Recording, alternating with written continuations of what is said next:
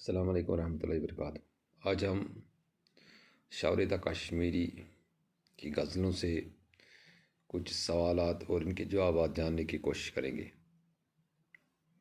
پہلا سوال ہے، شاعر دریائے فرات کو بے فیض کیوں بتایا ہے؟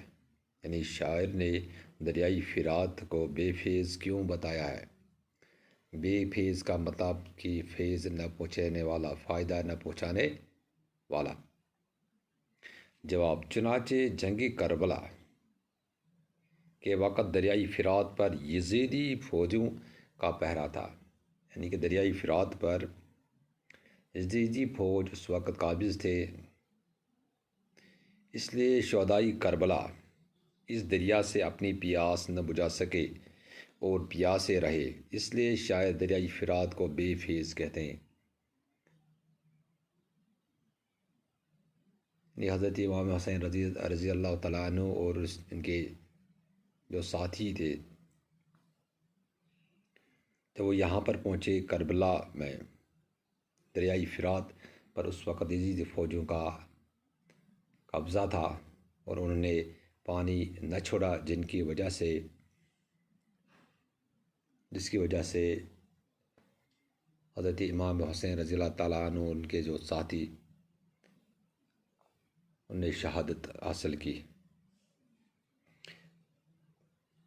سراب کو دھوکے اور فریب کے معنوں میں کیوں بتایا؟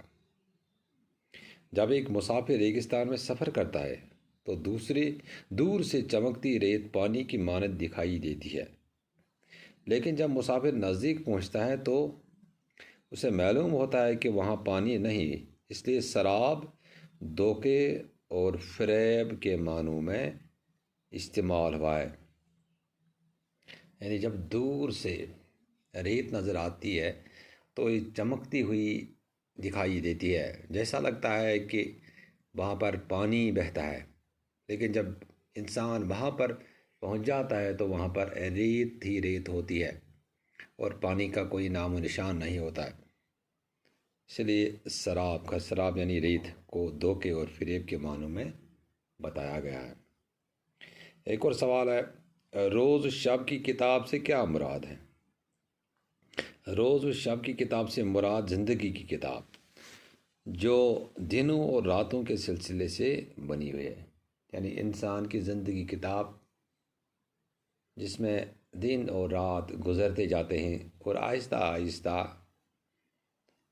یہ دن اور رات جو انسان کی زندگی میں اللہ تعالیٰ نے درج کیے ہوتے ہیں، لکھے ہوئے ہوتے ہیں، تو وہ ختم ہو جاتے ہیں۔ جس طرح ایک کتاب کے ورق گننے سے یا پڑھنے سے آخر کار یہ کتاب کے اوراق جو ہیں وہ ختم ہو جاتے ہیں، اسی طرح انسان کی زندگی آہستہ آہستہ ختم ہو جاتی ہے۔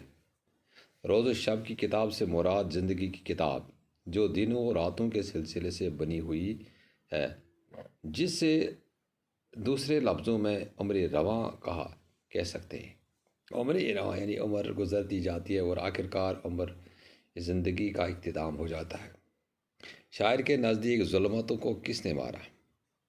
شاعر کے نزدیک ظلمتوں کو حضرت محمد صلی اللہ علیہ وسلم کے جلوہ نے مارا، یعنی کہ صلی اللہ علیہ وسلم جب اس دنیا میں آئے، پھر انہیں نبوت حاصل ہوئی، تو عرب میں اس وقت بہت ساری بدعتیں، بہت سارے غلط کامی وغیرہ ہوتی تھی، جیسے لڑکیوں کو پہلے سے ہی دفن کیا جاتا تھا،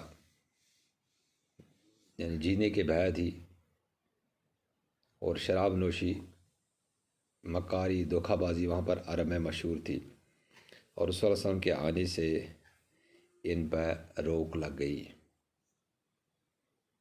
انشاءاللہ آپ ان سوالوں کو یاد کرو گے۔ باقی وسلم۔